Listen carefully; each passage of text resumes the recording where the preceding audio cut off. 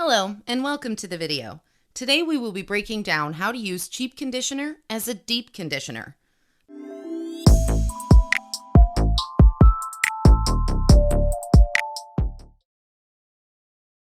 The cost of hair products can add up to a considerable amount, especially if you go for the more expensive brands. In an effort to maintain a sensible budget, let's talk about how you can give your hair exactly what it needs without digging too deep into your pockets. Whether you are natural or relaxed, deep conditioning is a vital step in your hair care regimen that you ought not to skip. This is particularly true if your hair is chemically treated, since it needs some extra TLC. It is deep conditioning in particular that helps to repair the bonds of the hair so it can be healthy and thriving. Start with an assessment of what your hair needs a constant supply of, because this will inform and influence what you should buy. If you know that you're working with damaged hair, you need moisture boosting ingredients, and conversely, if your hair is weak, then you know that you will need ingredients with protein. Defining your hair's needs will help big time with informing what ingredients are important to your situation. The next thing to do is buy cheap conditioners. Buying in bulk helps reduce prices even further. Frankly speaking, afro-textured hair sucks up loads of conditioner, so it is not likely to go to waste. Can you use a rinse-out conditioner to deep condition? You may have previously heard that regular rinse-out conditioners cannot be used for deep conditioning. This is not necessarily true.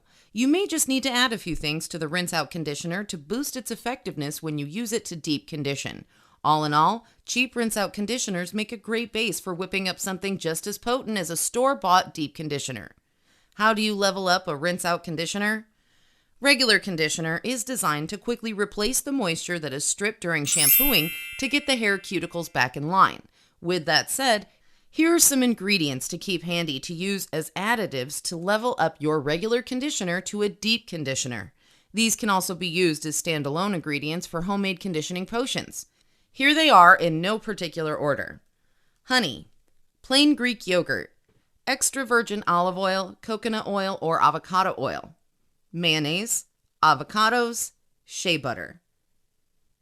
Yes, many of these are natural ingredients that you may already have in your pantry. These particular ingredients have been picked out for their restorative properties that can help repair cells or aid in re-energizing the follicles or fill in gaps along the hair shaft to maintain the integrity of strands so they can retain moisture for longer periods of time.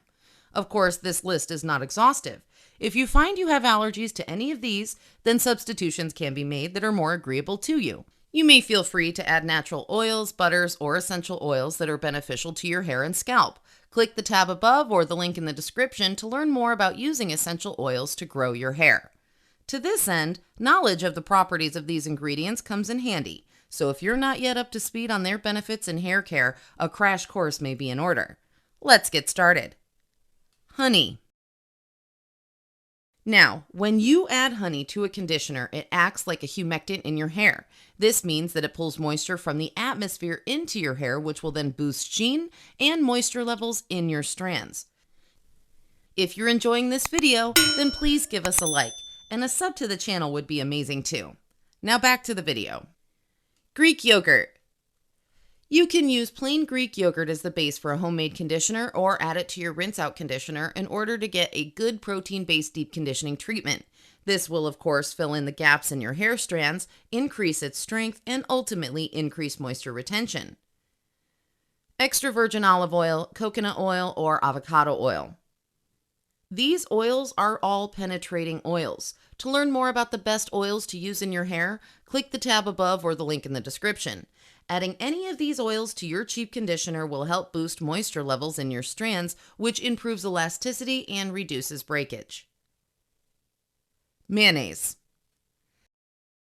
Consider using mayo in your conditioner or as a standalone when you want a light protein treatment. It helps repair bonds, and the oil in the mayo increases softness so your hair will experience less breakage and styles will hold better. Avocado. Add mashed avocado to your conditioner to nourish your scalp and give you a moisture mask that will whip worn ends back into shape. Similar to the avocado oil, plain old mashed avocado will restore elasticity to your hair. Shea butter. Shea butter is an all-around deep conditioning moisturizer which you can find in many store-bought deep conditioners anyway, so why not add it to your rinse-out conditioner yourself? It has beneficial fats that can help with slip to detangle your hair and also helps with sheen and manageability. Some things to note.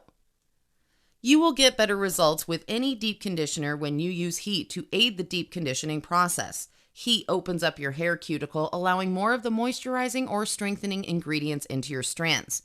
If you are protein sensitive, you will want to steer clear of ingredients heavy in protein and see about using suitable substitutes instead.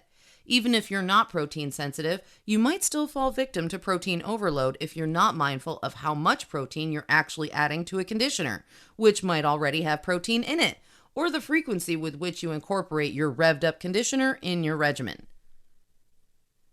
Documenting the process is crucial because it will allow you to know any changes in the way your hair responds to the revved up conditioner. If you do not have a journal for your hair care, it might be a good time to get one to facilitate the documenting part of the process. Of course, the notepad feature on your phone is okay for this too. Here are 4 ways to tell if the deep conditioner actually did its job. 1. When you're mixing ingredients together, make sure to pay attention to the consistency. Thicker mixtures spread easier and can help control how much you use to coat all of your strands. 2. If you found detangling to be easier after rinsing off the conditioner, you've got a winning combination on your hands. 3. If you have less shedding and generally recognize increased length or volume after some time of using the deep conditioner, it's absolutely done its job. 4. Feel your hair and make a note of its texture before and after using the deep conditioner. If your hair is softer than usual and the softness lasts, the conditioner done good. Final thoughts. After trial and error in the name of personal research, be sure to write down the combination of ingredients you discovered work well for your hair. Remember that a simple $2 to $5 bottle of conditioner will do just fine as the base for your deep conditioner. These tips for using cheap conditioners will help you keep some cash in your pocket without you having to sacrifice the health of your hair. You may even end up whipping up the next big thing in hair care right there in your kitchen. Now, wouldn't that be something? Thanks for watching. What other ingredients do you regularly add to your conditioners to boost them? Let me know in the comments. As always, all the best in your hair journey.